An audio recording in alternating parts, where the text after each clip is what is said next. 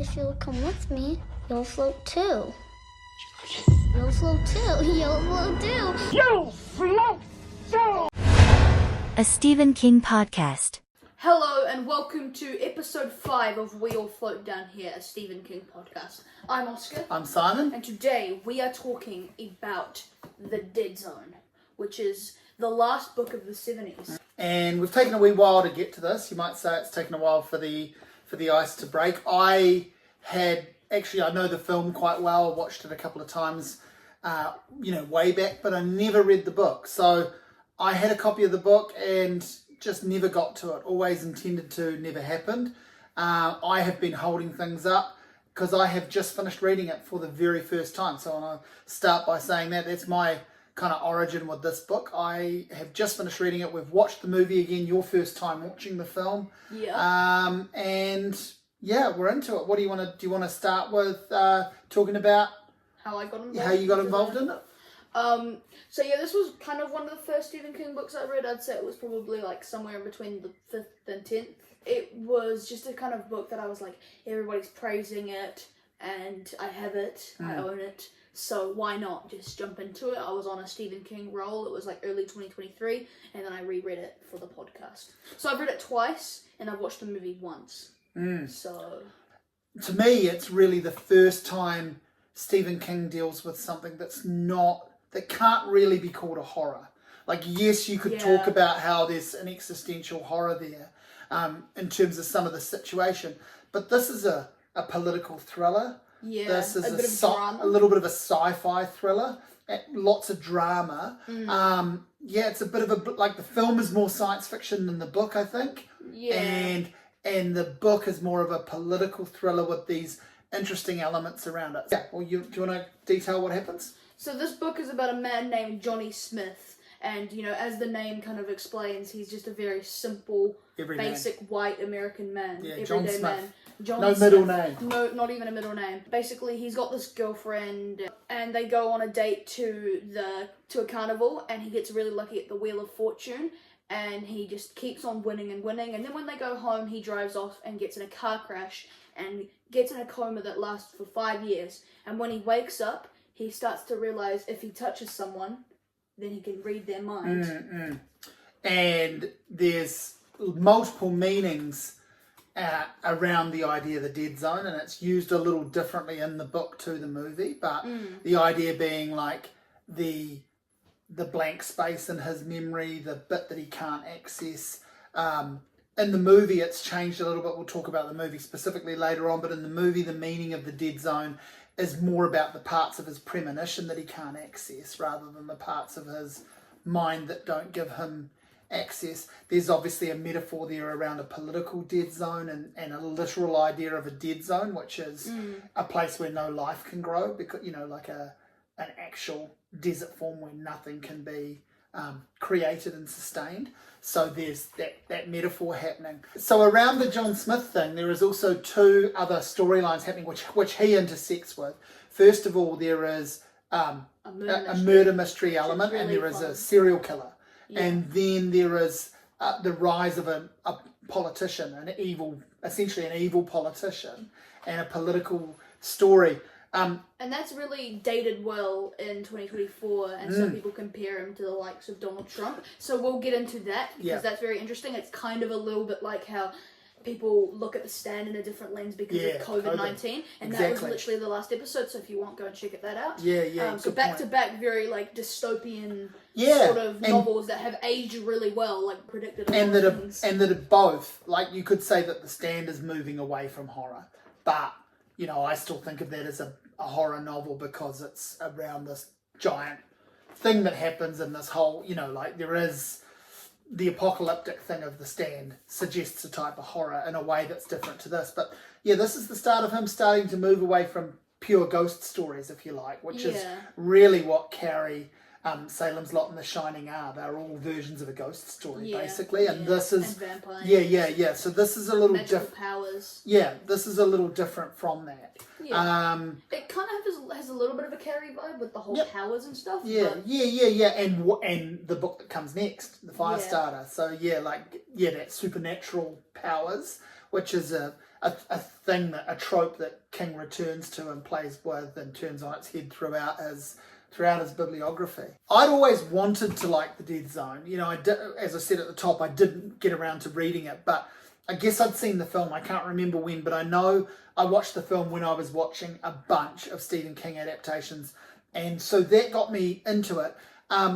Actually, a couple of years ago, maybe 4 or 5 years ago, I found this edition in a secondhand store, and it's one of the first Kings that I repurchased, if you like. So again, the idea of The Dead Zone was really important to me in terms of getting back into reading Stephen King.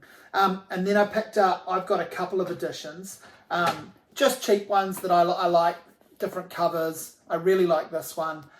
Weirdly enough, when I got round to finally reading it, I actually read it on a Kindle. So I didn't read any of these 3 editions that I have. What have you got? So I've got this basic mass market paperback, which is quite cool. I like it.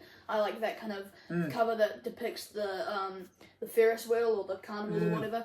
And this is the one I read first, and one of the first Stephen King books I ever bought. And then this one is a rare collector's edition. It's beautiful. There are heaps of these editions. They're called rainbows because they've got like the rainbow spine.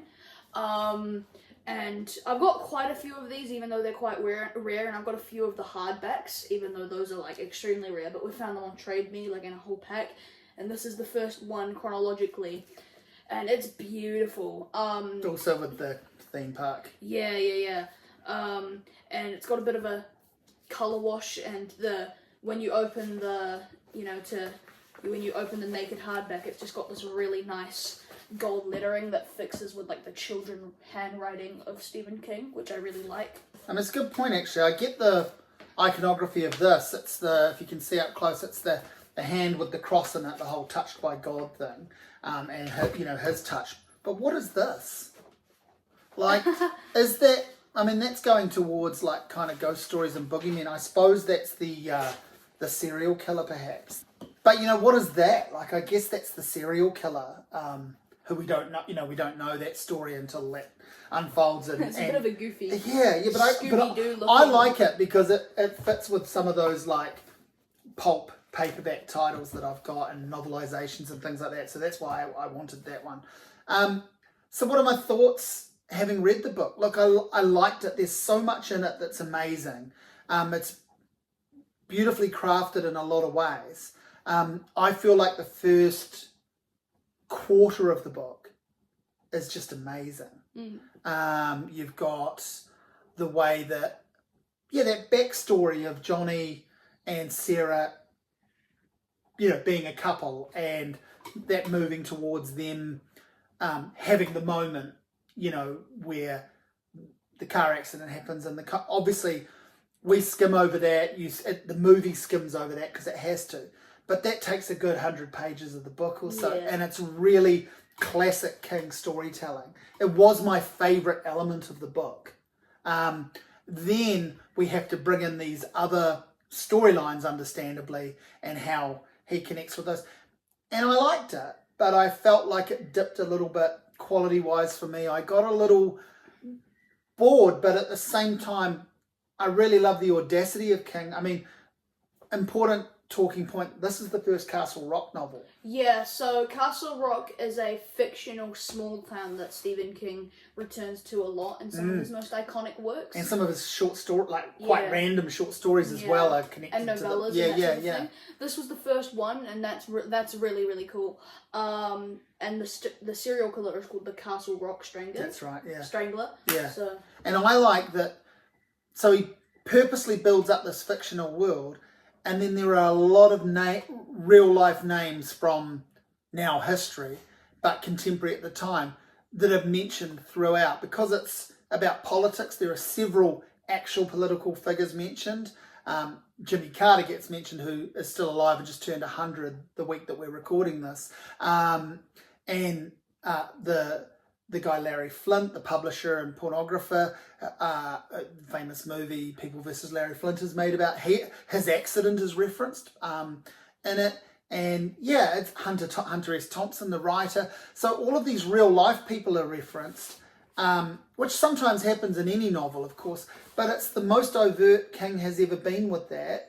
When you think about the previous novels we've talked about in the chronology, like The Stand, you know, he makes up a folk singer. He doesn't have Bob Dylan in there. He makes up a one-hit wonder character.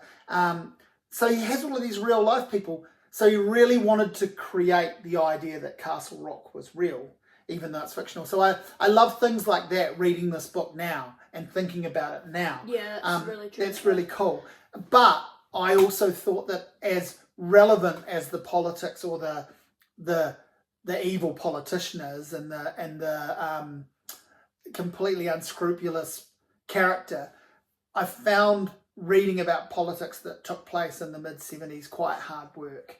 I wondered how you got on with that. I mean, yeah, obviously, you know, lots of the people you mentioned I don't know, but you can sort of fill in the blanks. And Yeah, that's not going to ruin your reading. Yeah, definitely not. I just feel like the politics in this novel are extremely, you know, of their time, and they're not the best now, especially for a younger reader. So, yeah, this book is definitely not, like, I'm definitely not the target audience.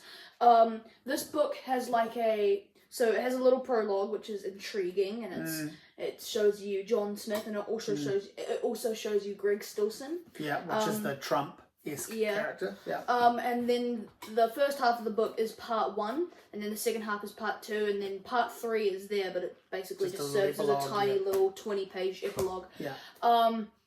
You know how you said you loved the first chapter as your favorite part? Yeah. My favorite part was just the whole book 1. I reckon from around about page 150 to 300, that was really, really good. The whole murder mystery, him finally waking up from his coma and, you know, experiencing day-to-day life, you know, experiencing what he's missed out on.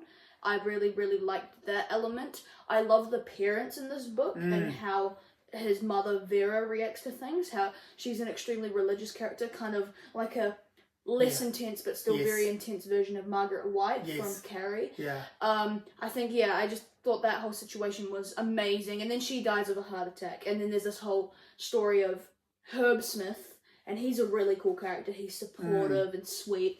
And then one of the really cool parts is seeing him remarry in the, you know, later half of the story. That's really cool. And that's all stuff that is obviously glossed over a little in the movie. Changed around a little. It needs to be so that the movie can run. Yeah, definitely.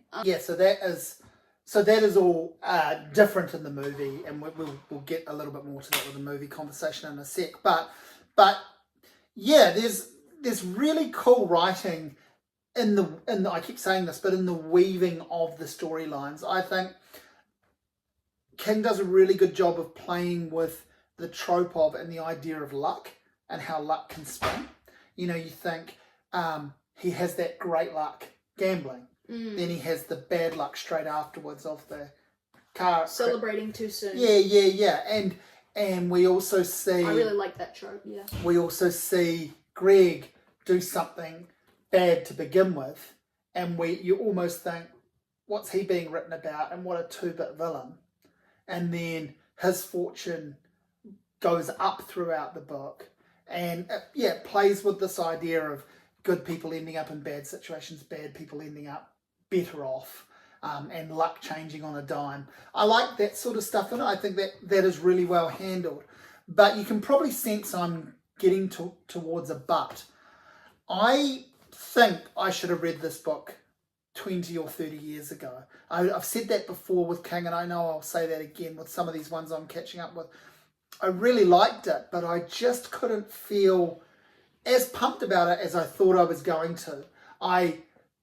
There's so much I can say is really clever about it, but it didn't grip me in the way I probably wanted it to. You mentioned the Castle Rock Strand Killer, and it's like, yeah, that's cool, but I just feel like I've seen so many ropey and great thrillers and political thrillers and movies that are similar to the Dead Zone movie and you know, right throughout the 80s and 90s, that I couldn't get excited about that. I think it's well written. See, that's a hot take, because I reckon one of my favourite things about the book was the murder mystery. No, I know you did. I absolutely loved it, and I just wish it went for longer, because I swear to God, that whole, you know, the murder mystery was only like 60, 70 pages, and I was just like, that could have been the whole plot for me, and I would have been satisfied. It feels funny Probably would have got a higher rating. Spoiler alert. It feels funny to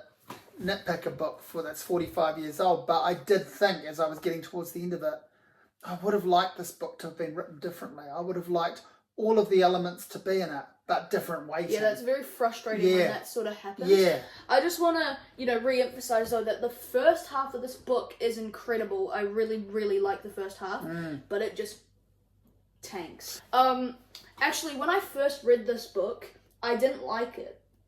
I just remember flat out that didn't actually. like it, which is quite, it kind of makes sense because at that time I was like even younger and reading this really 70s political novel. I admittedly I probably skimmed a lot of it, and yeah, I also liked the first quarter, but even then after the first quarter I kind of, you know, I was just like, oh, this is sinking. And when I reread it, I loved it a lot more because of the first, like, I was able to enjoy the full 300 pages, but I had the same effect of like, I kind of want this to be over. The ending's really good. Yes. The ending's very, very good. Also, the thing is, when I first read it, my favourite part, which was the murder mystery, that really didn't do it for me, because the thing is, Cujo, which is in 2 books' time, we'll get to that is the second Castle Rock story, and in that it's referenced about the killer, Frank Dodd, and I read Cujo first, so you don't necessarily need, they're not direct sequels or anything, you don't need, that's just him building the world, isn't it? If you really want to read Cujo, you can go ahead and read Cujo like I did, but just know that part of the book will be spoiled, that little part of the book in this book will definitely be spoiled. So, you know, I was just kind of like, you know, just skip it. You reminded me, because I would have read Cujo so long ago the first time that I wouldn't have known that. It just would have completely been not part of the read for me. And then you reminded me of that, but I decided to jump ahead and reread Cujo before I read Dead Zone. So I was looking out for it, and it's not a big spoiler, but it is that thing which King does a lot with the Castle Rock things, is making those connections and having, you know, because maybe that's part of why he actually put so many real life things into this, was so that he could then go ahead and mention Castle Rock characters in other Castle Rock books to build this world. Yeah, to build so this you know, I love all of that. About this, I just have this feeling that this book didn't quite pop, and I obviously had much, you know, my expectations were too high. Yeah, because one thing is that so many people consider this to be their favourite Stephen King novel. A lot of Stephen King booktubers we watch are like, this is my favourite novel. And I reckon this is like a 3rd tier type situation almost. Yeah. It's not bad. I mean, I feel like I've been saying so much that what I like about it, but it is good. It's not a novel for me, so like I'm not gonna say it's bad, but even with that mindset of me just thinking, alright, it's not my target audience, obviously there is a target audience for this, even then I'm like, why does the target audience think it's their best book? Because there's so much better Stephen King books. I guess there are certainly many more that feel way more iconic, but at the same time I actually don't begrudge anyone. You know, I don't think don't think it's a bad take, someone really digging this book. I think it's a bad take saying it's the best. Yeah, maybe. I can totally see why this is considered great by so many people, and I've got no problem with anyone really digging it. But yeah, to me, it just feels like one of those, it's a bit like when you love an artist, a musical artist, and you've got all their albums, and this is one of those ones in the middle. It's got nothing wrong with it at all, but it's not a banger. It's not filled with bangers. Yeah. It's just really solid. It's not embarrassing at all. And it's got that really good song. It's got those moments in this. Because of how Dead Zone's got that really good, I know you don't love this, but the murder mystery and Parent. It's not that I don't love it, it's just, to me, that was just nothing super new. But. Yeah. That whole middle section where he's tutoring that kid and that sort of thing, I was just like, oh, hurry up. There's also a really fun mention of Carrie in this story. True. And it's like, in that book, Carrie. Yes. And it's like, so they're naming Carrie as a fictional thing. Yeah. Anyway, what were you going to rate this one? I reckon I've got to give it 7 out of 10 because it's still, and I don't know if that's my lowest rating so far, but I feel like it is.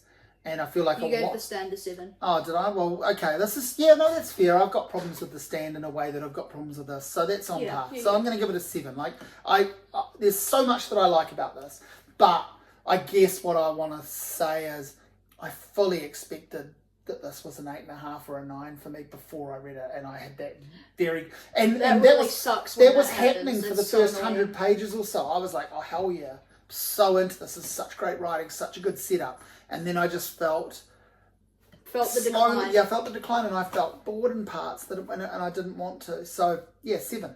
What about you? I'd rate this a 6.5.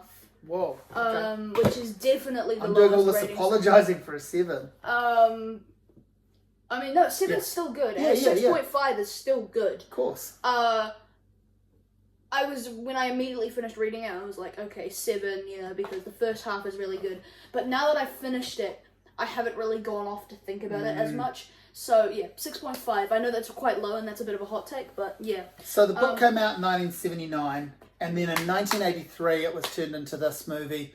A lot of good big players in this. David Cronenberg film. Christopher Walken stars, Martin Sheen, Tom Skerritt. Good solid cast. Christopher Walken's pretty good Yeah. as John.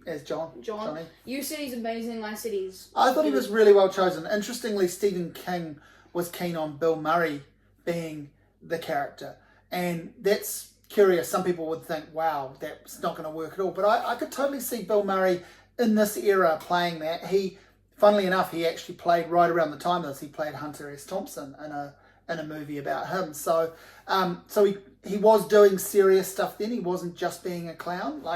So I could see him bringing something to it. And weirdly, there is some sort of spiritual cousin kinship between this and a movie like Groundhog Day.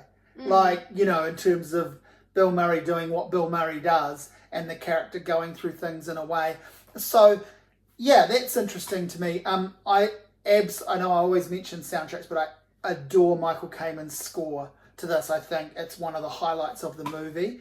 And it's worth noting because pretty much David Cronenberg always uses Howard Shore for his scores, and for some reason Michael Kamen, who didn't do a lot of film scoring but was an amazing orchestral arranger and conductor, and did some. He does this beautiful score. Martin Sheen's great. Martin Sheen is great, He's perfectly kind of, cast. He's kind of like what I Yeah. sort of kind of thought of Greg Stilson as. Yeah. Well, that's a bit of a lie because I kind of thought of him. I literally just pictured him as Donald Trump. Yeah, like, he yeah, was because of literally the just- era you're reading it in. That's literally the just context. He was the face of Greg Yes. Stilson. Yeah, I like seeing him getting the Trump aspect removed by rewatching this film and going, actually, it's nice seeing Martin Sheen embody it. I just want to straight up say my favorite part about this movie was the ending. Yeah. The sniper sequence is just chef's kiss. It's really, really good. And also the whole scene where your daughter's screaming, the house is on fire, and the scene where that guy's challenging you, he's like, you touch my hand, see if my house is on fire, and then he's like, your sister committed suicide, and that's a great scene. I don't know if you've seen a Cronenberg film. Oh yeah, I was just about to say, this is my first David Cronenberg movie.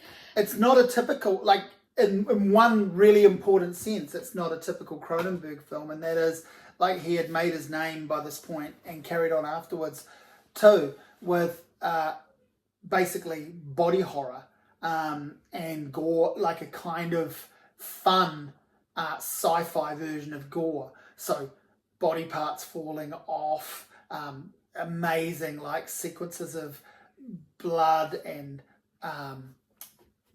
viscous body fluids and so forth. And it sits really nicely in that run of really great early Cronenberg films, but it's a more straightforward narrative than his other films. I had a good time watching it, and there are some great images in it. That scene where they go through the tunnel and that really Clockwork Orange styled sequence. And the tension of them sitting in that room when he's in the bathroom with the scissors, that's amazing. The scissors shot is oh, that shot is so Yeah. disgusting, but in the Yeah. best way. The guy gets like these scissors and he's trying to kill himself, and he opens his mouth wide and then he leans forward, and then you don't see it, but And this is a PG. It's so good. This is a PG rated film. Oh, which, really?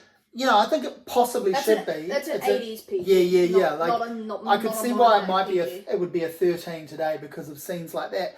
But they also managed to do quite a lot whilst keeping it very mainstream and clean. Yeah, you know, it's not like that it's long, not that long. But They lots get- of stuff happens, just Yeah. like in the book. You know, this book has the right to be like 800 pages, but it's Yeah. kind of condensed because it's just so much is happening. My rewatch of this, I wasn't as into it as I remember being into it when I was a teenager. Again, I've watched just about every Cronenberg film now. It's not my least favourite of his, but it's, again, lower tier in the Cronenberg for me, and it's good but not great. I'm probably going to give it a 7 as well. Like, I feel like that's a high enough score. Like, I'm not embarrassing myself in front of Cronenberg fans there, I hope. So, do you prefer the book or the movie? I have that question. It's a good question. 'Cause- I think they do different things well because there are some changes in the book. Obviously, they can't get through everything. I mean, in the movie, they can't get through everything that happens in the book. And they do a good job of skimming through and giving you the ideas. You know, this was very much King endorsed. He was involved, you know, he gave the screenplay a tick and had some suggestions for the production and wasn't disappointed. He actually said that the ending was superior to his in the way it played out. Like, essentially follows it, but it's a little different. And he thought there were some nice touches in the film that he wasn't able to get. So he's pretty on board with it. But, you know, as I've said, like, some of the best things about the book are how much time it takes to set things up, which does not happen in this. So I think they do different things well.